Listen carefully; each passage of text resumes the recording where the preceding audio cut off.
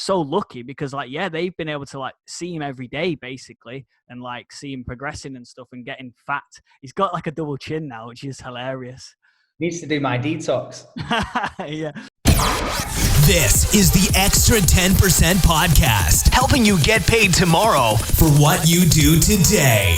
Invite John Holowaty and Mark Hudson to join you at the breakfast table, ride with you to work, or just randomly stumble across them in the afternoon. Let's get the extra 10% out of your day.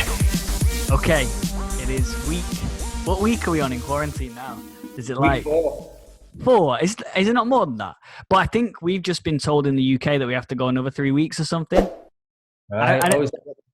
Apparently so, yeah. I haven't actually seen it yet, but that's what people in that I'm quarantining with. Little Phoenix told me.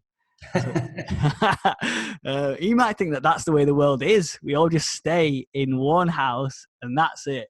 And we're very fortunate, actually. I don't know if you've seen... there's like a thing that Facebook released just before quarantine, actually. Actually, no, that's a lie. I think they've had it out for ages, but I bought it just before quarantine, which is called Portal. And basically, you put it on your TV. It's like a camera. You put it on the top of your TV, and then you just sign in with your WhatsApp, and then you can WhatsApp call like anyone in your WhatsApp thing or anyone in your Facebook Messenger. And they see you on the telly. And they see you on the telly. And what's even cool about it is like it follows you around the room. So, like, if you get up to, like, make a drink while you're speaking to somebody, the camera, like, pans and zooms to where you are.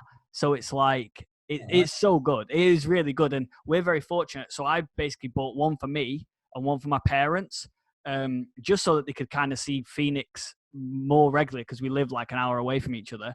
And then, obviously, quarantine hit.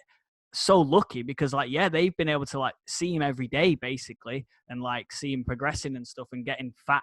He's got like a double chin now, which is hilarious. Needs to do my detox. Yeah. So what have you been up to in this week of you know, I know things have been, like you say, off the charts and stuff like that. So you've been very busy. What has been going on in the world? Same old, man, same old stuff. But I think what happens in our business is, well, it's a little bit like the virus itself because it kind of gets critical mass. So there's an initial thing of like, you know, people are interested, people get signed up, and then they tell somebody else, and then they tell somebody else, and then it's the flywheel. The flywheel. The more people are in, the more people join. Like, as in, it's. Does that make sense? Like, as in, like, if, you know, it's. Well, we talked about the power in numbers anyway. Of 1 to 2, 2 to 4, 4 to 8. It's just that. So we're at a major momentum phase at the minute, and I've not known the business to be like this since the last time it was like this was 2013, which was 7 years ago, and. I mean, we've been growing really well over the years, but obviously there's different challenges and things that happen. Algorithms change in Facebook, new companies come on the scene and try and, you know, take your team from you and stuff like that. So there's always little bits and bumps. There's always winters, like Jim Rohn talks about. There's always a winter, but then there's always a harvest and potentially, or maybe this isn't harvest time. Like this is but it's spring. Yeah. This is the opportunity. So people can either be sat on the fence and not really do anything, and then come harvest time, they'll be like, "Why have these people been able to grow so much more success?" You know what I mean? There might be people in your business now that are sat not taking taking advantage. I call like you know, you're going to be at the next convention and you're going to see people on stage and they will be saying that this quarantine was the reason that they got organized, and you're going to be sat there going, well, I did nothing in quarantine apart from watching Netflix and messing around on social media. So yeah, you're totally right. But we're at that critical mass, and I know what happens next because I've rode this wave before. This time is different though, because we've learned from the past and we're in a much better position than we were. Like last time this happened, we had an office in the UK with 5 staff. Now we've got a call center in Hammersmith with 300 people there. So you can deal with it. Yeah, you can. Yeah, it's totally different. Yeah. It's totally different. And they always say like growth can sometimes kill a company if it's not ready. And there's many you know, examples of that. But luckily, the last time that this happened, we were all right. We went through it, but we went through a lot of growing pains. This time we're ready. We've got the staff, we've got the structure, we've got the products, and so let's just see. I'm just trying to win I get up in the morning and I just say to myself, just win this next 24 hours. Don't think about anything else. Just win this next 24 hours, do what I need to do, and go from there. So how about you, mate? Good week? Yeah, absolutely. Really good for me, as in like, so I had a bit of a, I guess, an epiphany. Well, you sort of inspired me, to be fair. Off the back of the last call, I said like, I can't remember exactly what I said. I'll have to go back and watch it. I probably won't do that either. But you said something along the lines of like your routines and like the disciplines you've been, doing. And the week before that, again, we were talking about your kind of progress from a health standpoint. And like, yeah, it just sort of hit home last week of that I've not been as disciplined as I have been previously in my life. Like years before, I've been like so disciplined and stuff.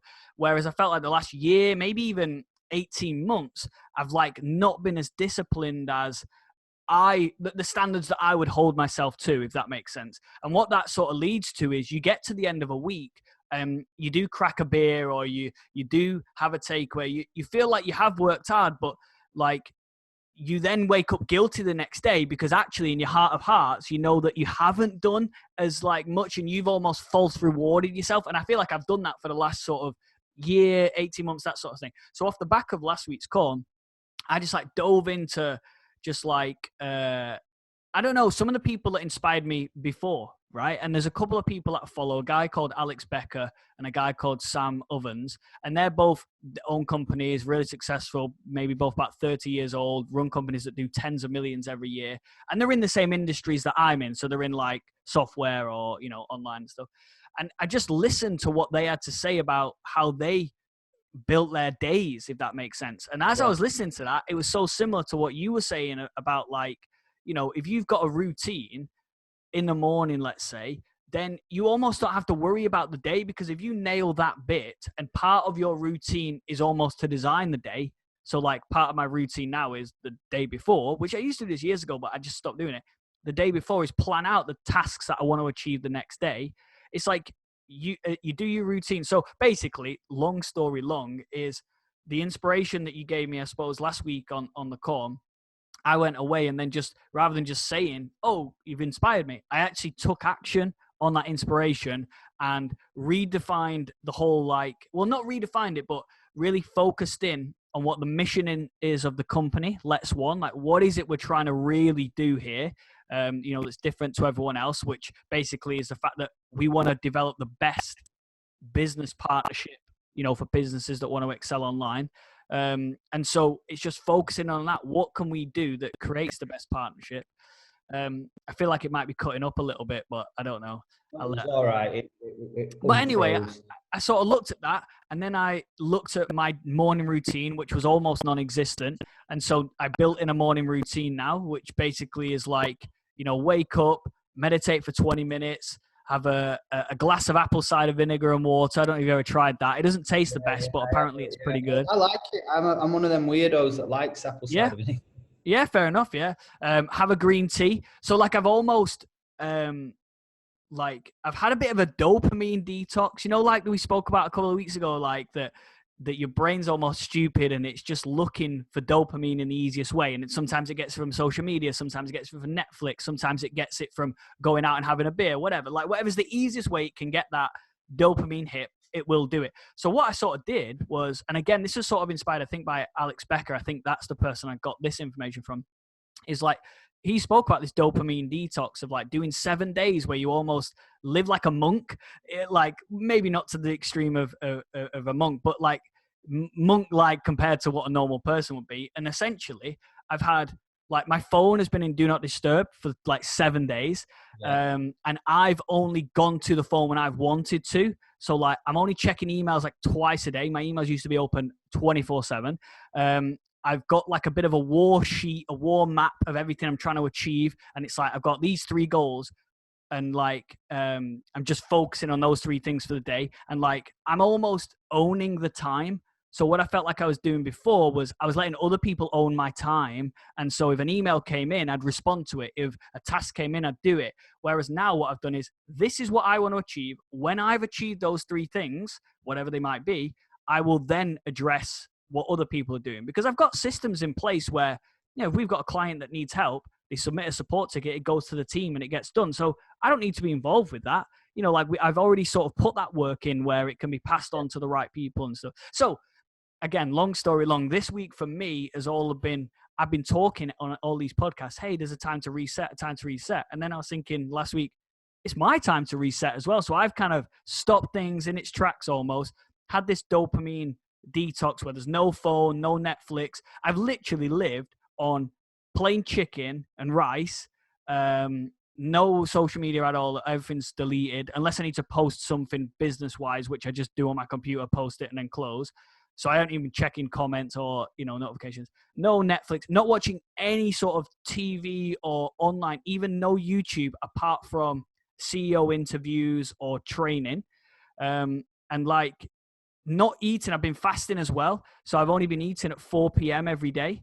And then not eating again then until 4 p.m. the next day. And that's been amazing. Like just that one thing of not eating until 4 p.m. It's like you get so much more done because digesting, obviously, is a massive task. Tired, right? When you eat a big dinner, like I love intermittent fasting, and then when you break your fast, if you have something light, then you're cool. But it's just works so well, and we're not designed. I mean, we could do a podcast on this in itself. Maybe we do that. We put it on our list, but you're just totally you're in fat burning mode. You're using fat as energy, and so you're just so much more productive as well. Yeah, it's so true, and it's like, and just like those. So basically, those kind of free. And do you know the other thing that I looked at, which I've never done before, and it's not something that is really ever spoke about in personal development. It's never really spoke about in anything.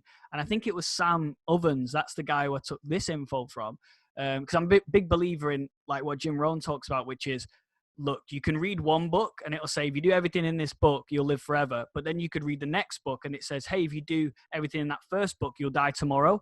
So what's the answer? Well, you read 5 books and then you make your own decision. And that's kind of what I did, is I didn't just go to one person and just... You don't die by the time you get to the 4th book. Yeah.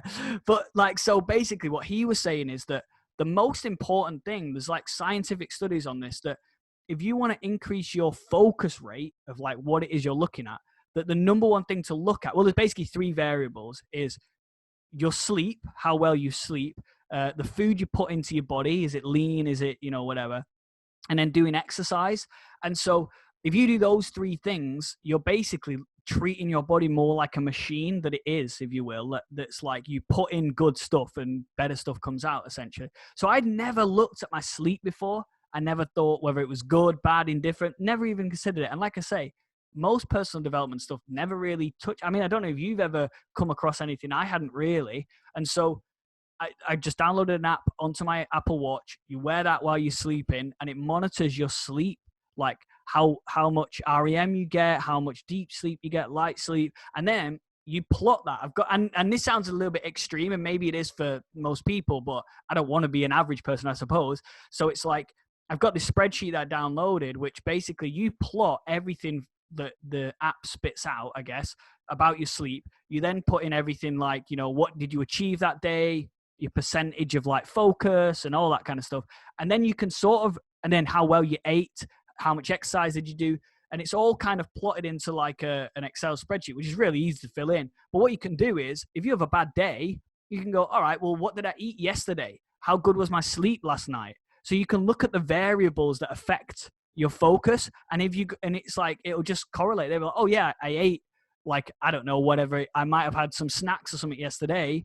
Well, that's affected my body, so that's why I've been less focused today, if that makes sense. And it's like, you can then, if you know that your body is a machine, and by body and mind, I guess one and the same, and then you know the controls that affect that machine, which are the variables putting into it, it becomes so easy to go, I want this outcome, so I'll alter these controls, and then it's just cause and effect, basically. So yeah, I mean, it's simple as well. It's obvious. It's just that we get distracted by that dopamine hit. It's like alcohol. You put, you know, I never nap so much when I'm drinking. When I drink alcohol, I'm always tired in the afternoon. When I give up alcohol, I don't even take afternoon naps. I'm just like zoned in straight away. So whatever you put in your body is going to take you towards your goal or take you further away from your goal, one or the other. There's no 100%. like middle ground.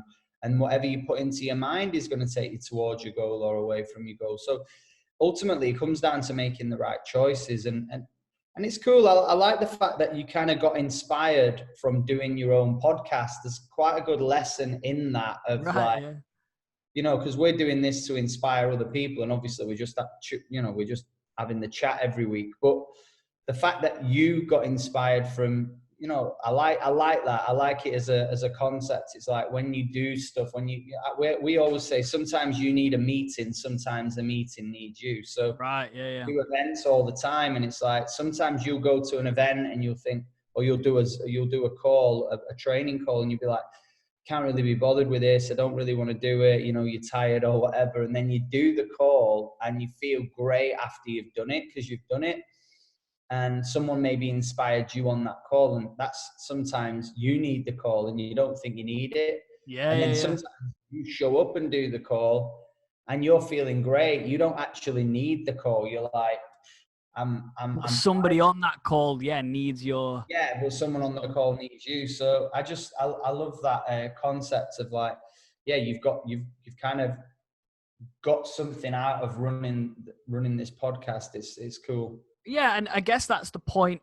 We've spoke about it time and time again, is that your associations affect your life so much. So like if we hadn't have built a friendship that then has led us to a podcast, like I wouldn't have been able to, I wouldn't have got that inspiration. And I know you shouldn't sort of go around like, you know, you should inspire yourself. You know, it's like, again, Jim Rohn talks about it all the time, is if the person who inspires you is then no longer there anymore, well, what, are you just not going to do something? Like you've got to be able to inspire yourself and get going. But going back to the associations thing, is you inspired me to take that action. If we weren't having that call, then that inspiration wouldn't have come, if that makes sense. So it's kind of like, if you're around people, you talk about it, people either build you up or they pull you down. And there's nobody who keeps you the same. They either bring you up or pull you down. Which is it? And, you know, sometimes you got to be quite ruthless with who you do and don't talk to. Not forever, but for times or periods when you want to be super sort of focused, if that makes sense. I think the other one is this, though, like what will happen now, because let me just read this out. I'm 15 weeks on my thing, on my new rituals, and they've grown, they've evolved over time. So I'm now getting up at 7 a.m. every single morning, and I turn my phone on at 9 a.m. So I've nailed everything that I need to do, like the 6 things that I need to get done. They're done by usually 9 p.m. at the latest. What are they? What are your 6 things? I get up, I have my water and my superfoods. I have a herbal tea. I then journal. That's number 2. So I spend about 10 minutes just journaling. I just write a page of stuff, 3 things that I'm grateful for, 3 things that I'm going to do today, and then 3 visions for the future. Did you get that from Tim Ferriss? Because I feel like... No, but I'm reading his book at the minute. Which one? The Tribe of Mentors. Or which one? That's it. Because I can't show you because this laptop is balanced on top of it. I wrote an email about this today. It's the perfect book for me. So that's my next thing. So I go water, superfoods, journal, meditate, read. So I'm reading this book, and my reading thing is just because I don't want to start reading a book and then be like an hour in, which I probably never do anyway, because I can't really read for that long. But I want to have done a bit of reading where I flooded my mind with something positive early on. And this Tribe of Mentors is amazing. So if you don't know the book, he... it's like this big, actually. Now I know why you're balancing it on the laptop. It's huge. And he interviews like the top people around the world in different areas, but he asks them all the same questions. Like, one is like, what's the worst advice you've ever had? And the other one's, if you could have a motivational quote put on any billboard, what would it be? And then the other one was about failure. Our podcast last week was about this. It was, what's been your biggest lesson in failure? So that was 2 weeks ago, I think. We did. Yeah. So each chapter has got, it's only like 5 pages, but as soon as you read it, you've answered all them questions and you're like, wow, wisdom. Like there was something in it today. This guy that I was reading about was you know, it's better to be wise than, there's a massive difference between wisdom and intelligence. And I'd never heard that before. And I thought, when I thought about it, I was like, God, you're so right. Like, I know people that were so much more intelligent than me in my younger days. I mean, I don't know what they're doing now, but you know what I mean? That at the time didn't maximize their intelligence, and that they were intelligent in a curriculum sort of way, but they weren't wise. They didn't take the lessons of life and learn. Yeah. I'm not thinking about anybody in particular, but we It all makes know sense. people Yeah. that could have done so much better with with their intelligence, but they weren't wise at all with it. And I just started to think about it, and it was a really cool part. So then you do that, and then I write my daily email. That is number 5, and then I do a live in my Dream Chasers mentorship group for the guys that I'm working with in there. And that is my 6. I call it my 6 of the best. And I have done my 6 things in a morning. Then it's like phone on. And then what I found, like today's a prime example. I mean, I know it's Saturday, but every day feels like the same at the minute. Maybe when lockdown is over, this will go back to normal. But the day starts to kind of grow its own life force. So it starts to kind of get busier and busier and busier. So at 9, I had about 5 messages to get back to from last night. I've just brought in some people in our team in Texas. So while I'm asleep, there's stuff going on that I need to deal with when I get up. Yeah. Which is the cool thing about not instantly waking up and just putting your phone on, because straight away you've given your time to somebody who's actually asleep. So you're better off going, right, I'm just going to fix myself, do my 6 things in the morning. Then I've charged up my brain. Then it's like, right, now I'm going to open the phone. Now I'm going to deal with these things as quick as I can. And you might deal with them better. Yeah, like, yeah, you might, do. Totally do. And you deal with them with much more clarity as well, rather than rushing. Because you're like, if you do it in the morning when you get up, it's like, geez, I've got to do that. Oh no, look at all these. And you start off with anxiety of like, yeah, 100%. That was one of the reasons that I really took this seriously. Was I would wake up in the morning and I'd almost be not nervous to pick my phone up, but like I just knew that every morning there'd be an email waiting for me that I had to do something on. And it's like, when you've got that in the back of your mind, you don't sleep properly because your brain's always kind of thinking about that. So I've just like shut that off completely. And like I say, my phone now is in Do Not Disturb 100% of the time. But the beauty is the great thing about an iPhone is, from an emergency standpoint, you can select 1 or 2 contacts that can get through to you. So it's not a problem there. But like, yeah, it's like I said at the beginning, you just said it then, is it's your time that in the morning to like reset every day and go, right, this is you flood your body with the fuel it needs, knowledge fuel, body fuel, and then you kind of can go at it. And yeah, you pick the phone up, then you're not anxious. You're doing it on your time. You're in control. I guess that's the best way to say it. You're in full control. And you are the vehicle, but you're also the pilot of the vehicle. And right. The thing, like, to answer your question, so this 6 of the best routine thing that I've got now, I didn't create this in January. Like, my thing was just, I didn't even start writing my daily emails again until March. So I didn't want to because I've got a challenge with overwhelm in terms of, when I'm in a good place, I'm like, right, I want to do this, I want to do this, I want to do this, I want to do, it's like this all or nothing thing. So it's like, I'm going to go all in. And I know people that are like this as well. Let's do this. And then what happens is you spin too many plates, you get totally overwhelmed, then plates start smashing and you think, shit, I can't do this. I'm a failure. What did I set all this? I'm not like everybody else. So I was just like, in January, I'm just going to pick a couple of things.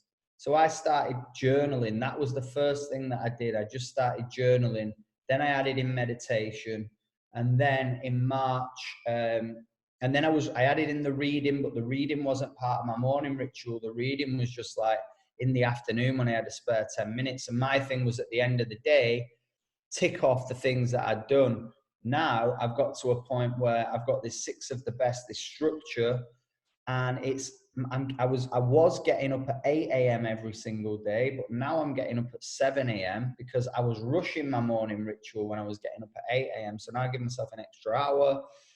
miles better, falling asleep at a better time in the evenings, waking up in the morning. And now, like we talk about this, the learning skills. So at the beginning, I always say these wrong, so I'm going to slow down.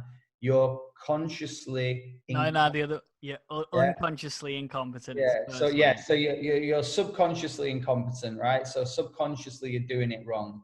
You're just making mistakes all the time. So that's kind of where you were at, or where I was at, where you just get up in the morning and you're subconsciously incompetent, looking at your phone, answering things here, getting distracted by that, forgetting to do that. Oh shit, I've got to do this. And it's all over the place. It's just subconscious chaos. Yeah, but you're not even aware of it. That is the big thing about that. You don't know how bad you are, basically.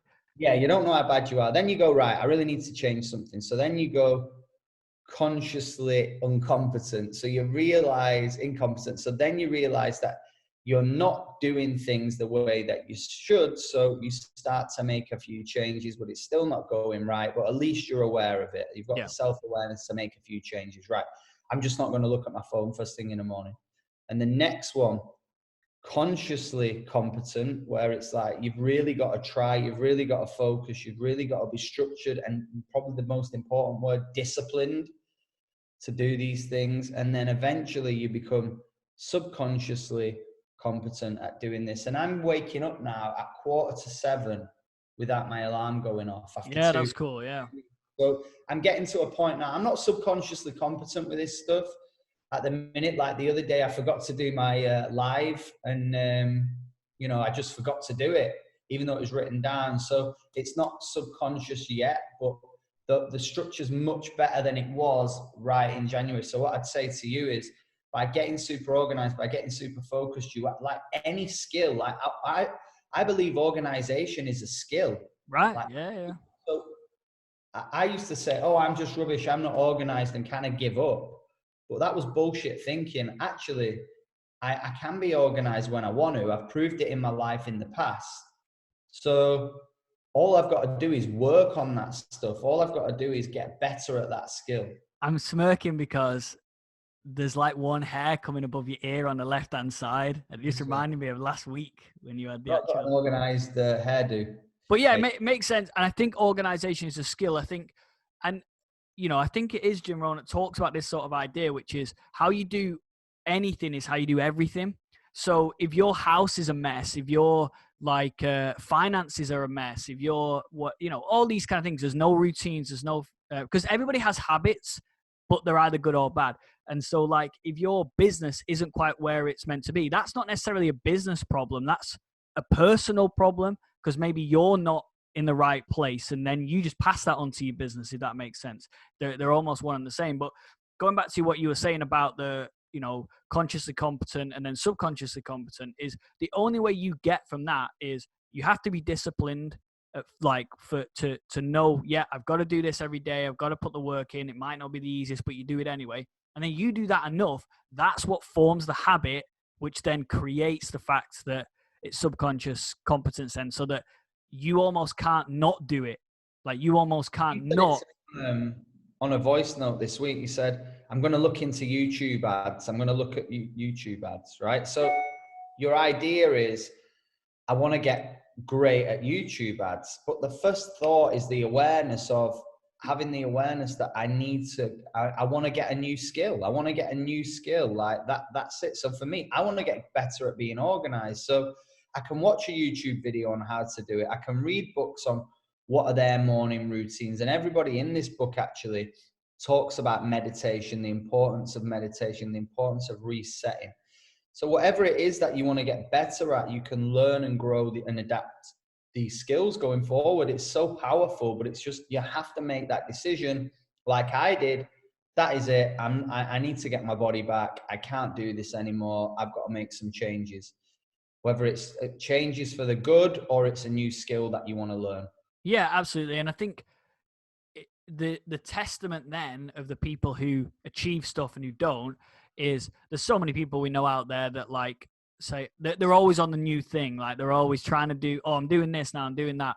But the ones who are willing to stand the test of time and like keep doing it every day when it becomes not cool anymore to do it, and they're still doing it, they're the ones that get the success out the other end, if that makes sense, a year down the line, 5 years down the line, sort of continue to do it. So I think it's so key to have routines in place, because everything else just falls into place then. Like, if you don't have to worry about, if you know that between this hour and that hour, you're doing something every day, then you're focused on that thing. And I think that's key. That's where I was going wrong, is I was trying to do, let's say, 6 different things, right? So if I've got 6 energy points, I was putting 1 energy point into 6 different things, whereas now I'm putting 6 energy points into 1 thing. So I'm actually moving the needle forward on that 1 thing, as opposed to, because that was one of my frustrations, was like, I feel like I'm doing so much. Like, I'll be ticking off checklist after checklist, but nothing really seemed to grow like fast or exponentially or whatever. And then I realized that being productive is not about doing lots of things. It's about doing a few things well. And that's where I was going wrong. I was trying to do 20 things. And like I say, putting 20 energy points into it, 1 energy point into each thing. Whereas now it's like, yeah, put it all into 1 thing, get that done and moved, and then move on to the next thing. So it's like, the focus level this week for me is just like skyrocketed. I've never felt so focused. And I think it's down to the fact that I'm sleeping better, because I'm not checking emails first thing in the morning. So I'm more relaxed about that. And then also the fact that I'm eating a lot cleaner. Like, I never really, I wouldn't say bad, but this week specifically, I've just eaten as plain as possible.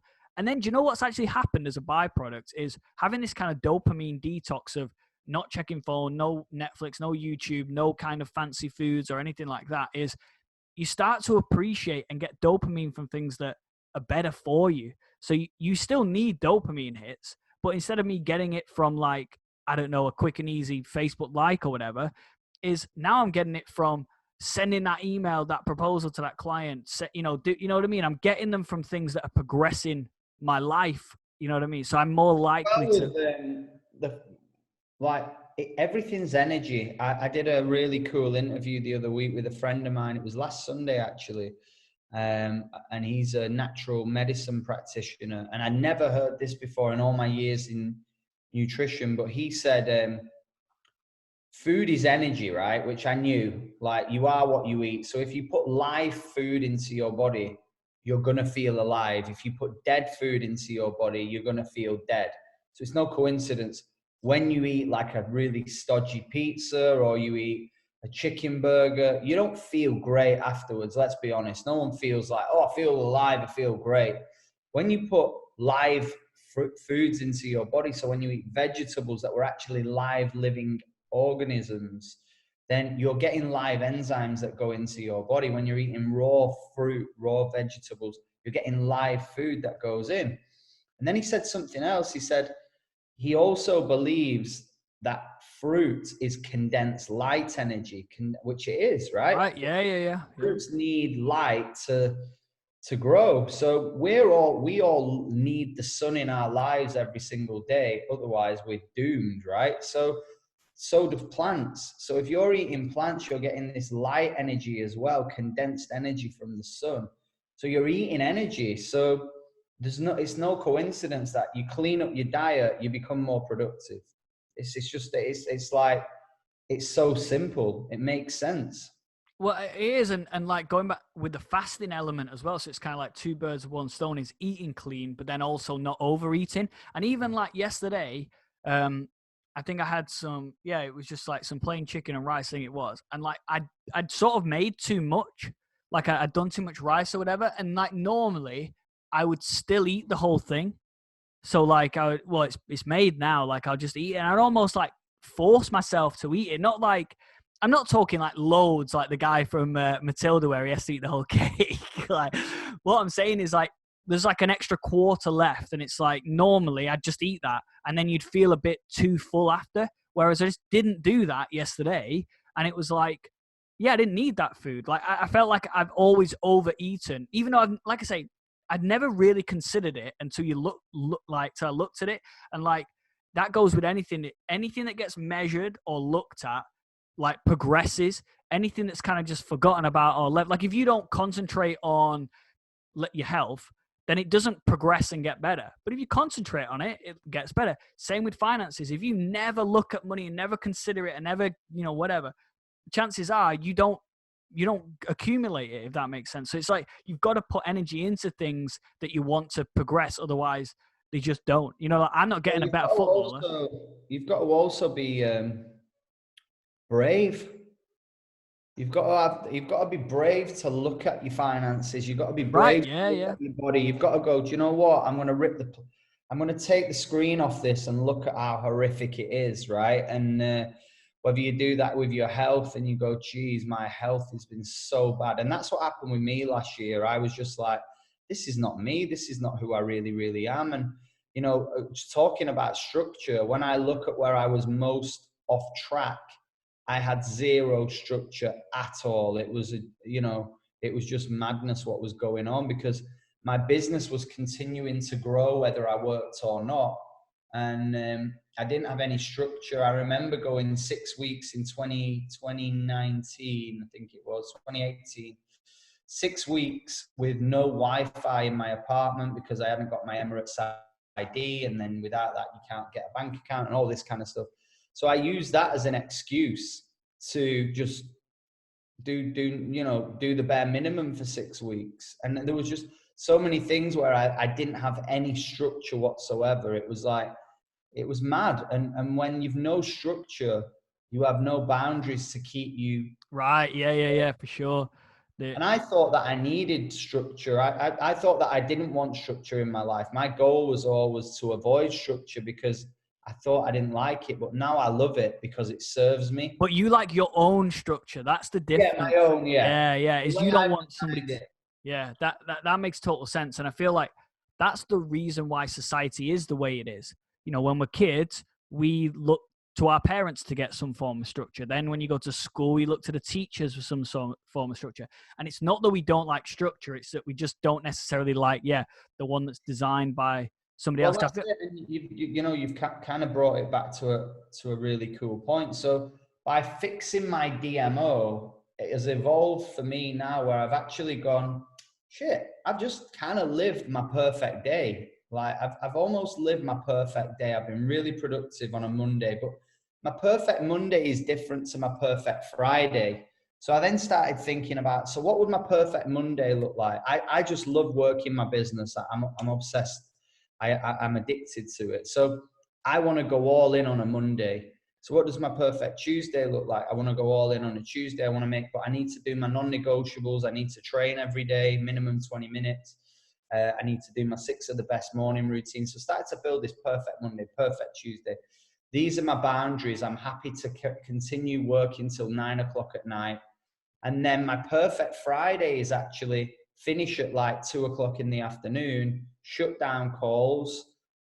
Saturday is going to be completely free. Sunday is going to be completely free. So I do everything. So I've now gone from having a perfect day to creating the perfect week. Yeah. And I'm not at the stage yet where I've created the perfect month, but obviously with this lockdown thing, I can't really create the perfect week because I've kind of created this perfect week structure for when the doors are open again and we can do stuff.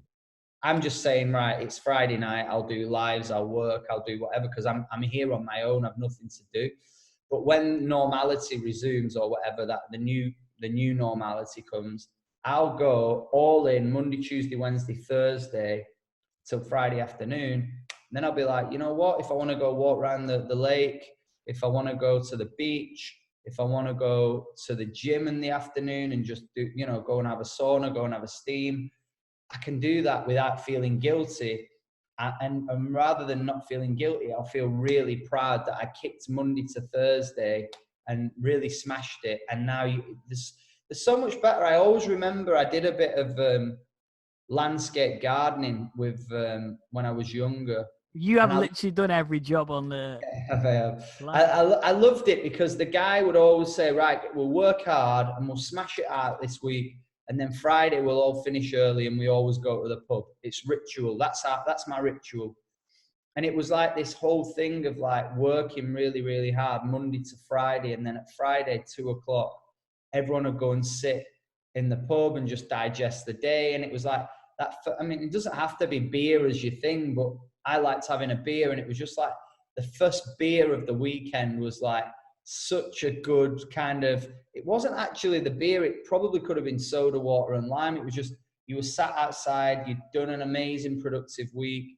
You're kind of reflecting on the hard work. You're enjoying the sunshine, and you know you've got the weekend coming up. It was the best of everything, because there's nothing worse than just going out all the time for the sake of it. I've done that, and it doesn't fulfill you. You then start to think, well, what's it all about? I've not even enjoyed really this. I'm just doing it for the sake of it. Whereas when you've been really productive and you've been building something all week, then it's like, yes, I've earned this, you know, I've earned it, I deserve it, and I can really enjoy it. I think you can go bigger than that as well, like the exact same concept, but forget about just the week. What about the year or the 5 years or the decade? And it's like, you know, you're not just having a beer then, you're going on a holiday trip of a lifetime. Well, or we you're... did it, right? With New York, we said, right, we're not going to go out. I think when we did that New York thing, didn't me and you do like a 90-day no alcohol challenge? We did, yeah.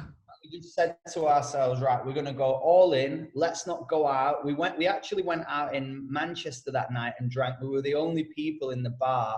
We just went out for a catch up, and we were drinking Americano coffees and and chamomile tea. Yes, of course. Yeah. Laughing at us, going like, it's Friday night, guys, and you're out drinking chamomile. Have you ever met someone who's gone to a bar, genuinely a bar, and the waitress comes over, comes to you, and then like expecting you to say a beer or, you know, wine or whatever? 2 chamomile tea, please. At bloody like midnight, like on a Friday night, everyone's like booming, the DJ's going, and we're drinking chamomile tea. It was hilarious, but it was worth it because we woke up the next day fresh. But yeah, I think we did 90 days of like no alcohol. Determined. I remember I set myself a goal as well, like sales wise. I think I had to sell so many of a training I was kind of producing at the time. And then it was like the day that I didn't book the ticket. I remember this. So I think, because obviously we went with a couple of other people, you guys had all booked your tickets, right? As in like flights. And so I hadn't booked my ticket until I'd hit that thing. So we were doing the no alcohol thing. And I remember saying, right, when I hit this number of sales, I'll book the ticket. And I remember like literally the minute that sale came in, I was straight on the Virgin Atlantic website, like booking it. And it was just, it felt so much better for exactly what you're saying is, nobody wants to be rewarded all the time if they haven't achieved anything. So it's like when you achieve something and you get rewarded, it feels so much better. Like it's just like you're saying, fulfillment is the key. You're fulfilled so much more. And then that's why I feel like, okay, if you want those things, even what you were saying about that Monday to Friday thing, that was some form of routine, some form of discipline, structure. If you didn't work hard that, you know, Monday to Thursday, Friday, chances are the boss would have gone, hey, come on, lads, we haven't finished what we needed to do. Like, we can't go. So you wouldn't have been rewarded. So when you stick to routines and you form them into habits and you become disciplined about it, you get more rewards off the back of it. So it's kind of like put the energy in at first. Well, it's like we've spoken about before as well, is it's short-term pain for long-term gain in the end. Like, whereas most people want the sort of short-term gain right now, they want that hit of dopamine. They want whatever it is, whether it be every week, on a night out, even when they haven't achieved anything. And then that just turns into long-term pain because they're on the same cycle every week. There's no progression. I'd say the big thing that runs through that is loving what you do. So I never get up on a Monday morning and think, oh God, it's Monday, it's call day. I go, yes, it's call day. I can't wait, because I know I've got a massive momentum wave because I absolutely love what I do. When you hate what you do, it's probably very difficult to build that kind of structure, but you can still do it, but you're almost using the pain of hating what you do to get you out of that, to get you into something else. But it's so much easier for me, so much easier for you, I know as a fact, to create your perfect day when you love what you do. Like, I've designed my life the way I have it right now. I made a deal with myself in the winter in England it was 2017, and it was so cold, it was freezing, it was horrific, it was pitch black. I just said, this is it now. I'm never going to have another autumn, winter in England. I just cannot do it. it makes me feel really down when it's so dark. It just does something to me that, like I said a minute ago, light is energy and there's no light. It's just so dark and miserable. So I was like, I need sunshine. So these last 2 years, I've spent the whole summer, the whole winter. Last year I was in Dubai. Now I'm in Tenerife. It's like perfect. On your lad's holiday, like you said last week. On my lad's holiday for one. So I love the fact that you can, and it didn't happen overnight. It was a lot of structure. Like I remember working as a PT, thinking, again, these are the things that drive you to do what you want to do. I'll never forget a heat wave that we had in Manchester. And I remember looking at my diary going, I don't believe it. I've got clients back to back tomorrow, and it was a Friday. And it's going to be the hottest day in the UK. And I've got to be stuck in that gym with no windows for the next 8 hours. And I started thinking, I wonder if some people will cancel so I can get off early. Because all I wanted to do was really, really enjoy the day. And I thought, if I'd have created my perfect week, which was to have Friday afternoons off, I'd have got up, I'd have trained people, I'd have been really enthusiastic as well. And then I would have been buzzing about my last session. It would have been amazing. And then I would have shut off and I'd have driven home and I'd have been like, yes, barbecue, let's get the friends, family round. And I remember when I realized that, I thought, right, I've really got to work towards having this. And then the following summer, I'd bought it was actually this time, 7 years ago, actually. It was 2013. And I'd just bought a white convertible Mercedes. And I remember having at the time, that was my perfect week. I worked Monday to Thursday. I did Friday morning and there was a heat wave again around about this time. And I remember driving home with the top down, sun shining, thinking, yes, this was so worth it. So you're spot on. You can do it, whether it's a materialistic thing, whether it's a conceptual experience, whether it's a long-term vision. Like I'll know we'll watch this. No, we won't watch it back. But we'll think about this podcast. When I've got the villa that I've got in my vision, we'll do that podcast from the villa and I'll be like, this is what I was talking about 10 podcasts ago, 20 podcasts ago, 100, however long it takes, I don't know. But that's my vision now, is to live my perfect week in my perfect property, which will enhance my perfect day because I'm going to create a little mini gym there. I'm going to have a freezing cold plunge pool.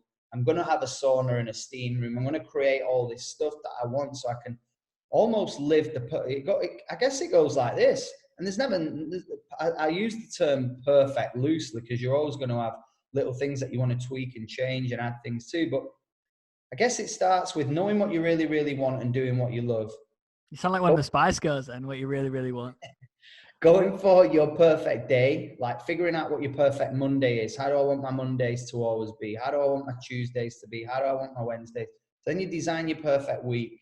Then you've got your perfect kind of month or your perfect 90 days or your perfect seasons, we could say, right? When it's winter in England, where do you want to be? You've talked about this in being in LA.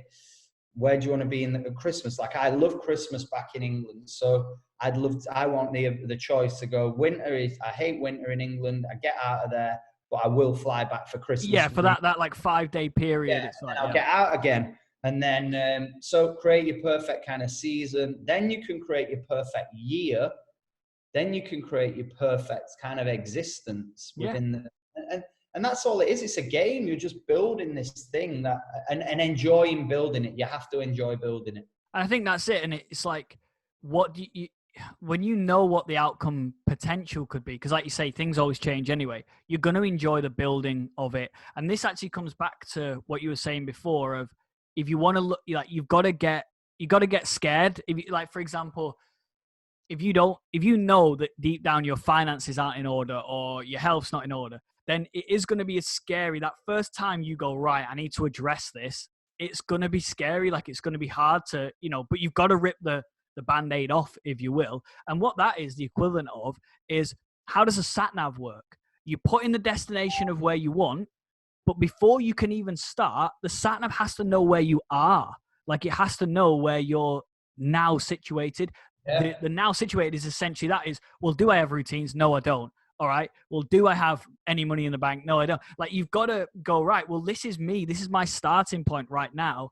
And then, because there's no way you can get to the end of the destination, because the sat nav can't even start unless it knows where you are, basically. So it's kind of define what you want and what that looks like and what that feels like for you fulfillment wise. Design that perfect week. And then don't be afraid to look at your here and now on all the things from finance, relationships, your business, your mindset, your routines. Look at all these things, get a bit scared by them, shocked by them, because things might be worse than you think they are, but at least you'll know. At least you'll know. And then once you know, you've got the knowledge to change it. If you don't, then you're still subconsciously incompetent forever in that area. Yeah, because people aren't honest enough with themselves to admit that they're in the shit, basically. Yeah. And there's nothing wrong with that. I think when you first admit it, you can then climb out of it. But if you're not willing to admit it, and there'll be a lot of people that are going through this right now, and if you're listening to this, it's a perfect exercise to look at your business and your finances and write everything down, get really honest. Look at your body and where you want to be. Do I really want to look like this? Do I really want to feel like this in my health?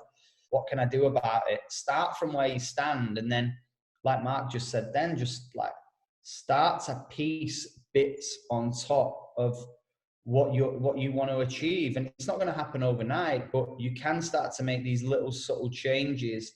It's the Jim Rohn quote: you can't change your destination overnight, but you can change your direction. Yeah, and it's so true. And it's like, almost don't expect to change everything overnight. Like, as in, it's just about forming the right habits. And you know deep down when you get a new habit, like I feel now, there's times when I've almost faked myself out. I've created something new, and then I've realized, like, in my subconscious mind, I've known this isn't really the best habit, or I know I'm not going to stick to this or whatever. Whereas this time, on the things that I've selected, going back to, I've created a routine for myself. I've not let anyone else dictate. Like, I've not copied your routine. I was inspired by it, but then I've gone and done my own. Yeah. And it's like, I know deep down, like, yeah, every day that I tick off this routine and do it is a day closer to success, you know, the fulfillment I'm after. And actually, this reminds me, when we did that 90-day detox, right? I remember putting in my calendar like a notification. And so every like 10 days, it like pinged up a notification. And I'd forgotten about it like once we got through, but it was like a great reminder. Every like 10 days, it would ping up going, you are 10 days closer to like being successful, or whatever word in, I can't remember exactly what it is. And then like, you are now 20 days closer. You are now 30 days closer. You're 90 days closer than you were 90 days ago, because you've stuck to the routines, you've done this, you know. And like I said, I feel like the most excited I ever was when I first discovered routines and personal development and things like that, which is like 8 years ago, whatever. And like, it's just like you know, we spoke about this when you do events, you start off and you get like a peak of excitement and you're 100 out of 100. And then over the years, for me, it's like, you know, slightly gone down. But the key thing is, if you keep being around people that are constantly getting to their 100, like I've seen you get to your 100, right, in the last 2-3 months, that's then inspired me to do the exact same, which is right. Yeah. How do I get back to my peak? And it's like, so I just looked back at when was I at this peak before? And, you know, and so it's kind of like, life is not all sunshine and rainbows, as Rocky says, or whatever the famous thing is, but it's about getting as close to that as possible. And the way that you get there is by being around people that are going to inspire you, by constantly having routines in place that you know deep down are bettering you, whether that be fitness, you know, the food you do, the journaling, whatever, you know, it is for you, setting goals. Because that's another thing I do. Part of my morning routine is to like look at all my business goals. What are you laughing at? I keep laughing at you sometimes when he's like, do something. But anyway, whatever. Is look at my business goals every morning, because then, like I'm sure you said it before, was like, how do you know that you've had a successful day if you don't have like a benchmark, you know, to look it against, basically? So every morning I'm looking at those goals, going, yeah, this is what I need to do today to get closer to those goals every single day. It's all those little bits that count. And we've had it with the the podcast, I think the best thing, like when we used to do the podcast in the past, it was when you're free, when are you free? Oh, we'll do it then, we'll do it then, we'll do it then. And there's no real structure. It was just a case of like, we'll do it when we get a minute. And I think that's why we ended up losing the momentum with it a bit, because we lost the structure. And that's a key point. Structure will build momentum in your life. And now we've got this, we've won what on podcast number 5, is it? Something like that, 5 or 6, yeah. We've been doing 5 weeks now of this, which is pretty cool from when we brought it back. So we record it at the same time every week. We record it at the same day. That structure, it's something as simple as that. Same time, same day, every week. Do it, meet up on the Zoom, job done. And then it's out You're there. all in as well. Like, I don't know if you found, but like, you know, when you know you've got a call at 9, like, let's say for one of your team, at the same time, if somebody messages you while you're on that call, like, it doesn't matter to you because you're on that call. So like, you've scheduled that time in or whatever it might be, and you don't feel guilty about it because you know, hey, this is my time for this call. And then after that, I've got my routine where I check the message or whatever it might be. I don't know. But what I'm trying to say is it like when you've got that structure in your day, you become way better in the things. So Jim Rohn, I think, talks about this all the time, where he's like, when you're at the office, be at the office. When you're at home with your family, be at home with your family. Because if you're at the office thinking, oh, I wish I was at home, you won't be productive. And then when you're at home, you think, oh, I should be at the office now doing work. And I've fallen foul of this before, for sure. You don't spend time and really engage with your family and enjoy it. So it's like, if you have blocks of time and stick to those blocks as much as you possibly can. And like, there'll be plenty of people maybe listening to this now going, oh, well, I can't do that. I can. But you can. Yeah, you can build these times in that's right for you. You've just got to be willing to, like I say, the way a sat-nav works is you address what is happening right now in your life. Are there things you can change, move around, really think about it rather than just kind of throwing your hands up and go, oh, I can't do it. Like, think about it. What would you do? Do a bit of research. If you have to Google a few things, there might be somebody else out there that is in the same situation as you, and they've created a routine. Follow what they do. Take inspiration. So it's like, yeah, rant over. I like it. Let's end it there. Yeah, cool. All right, guys. Well, subscribe to us on YouTube. Forgot to say that at the beginning, but it doesn't matter. Subscribe to us now. Once we hit that 100 subscribers, remember, we're going to release I almost say what it is every time, but we're going to release a surprise, which is going to be so cool when we hit 100 subscribers. I don't know what we're at now, like 70 odd, I think, 80 odd something. I'll do a check. I'll do a quick check-in. So once we hit that 100, we'll release that. To be fair, we're loving YouTube because people can see us. We're getting loads of engagement on Facebook. That seems to be the number one, where thousands of people are kind of tuning in. Loads of people, subscribing on the podcast as well, and Apple Podcasts and Spotify. So wherever you feel benefit or wherever you're going to listen to it the most, that is absolutely up to you. We just like YouTube. So follow us over on there or subscribe. We are at 69 subscribers. There you go. So we need 31 subscribers, and we'll release the surprise. Maybe we'll have that by next week. Then we could do it next week. Yeah, maybe so. So have a great week, guys, and you have a great week as well, John. And we will see you guys later. The Extra 10% Podcast. Remember to like the John and Mark Facebook page on Facebook, or visit johnandmark.co.uk for exclusive updates and content. Why not share this podcast with a friend and help them get paid tomorrow for what they do today?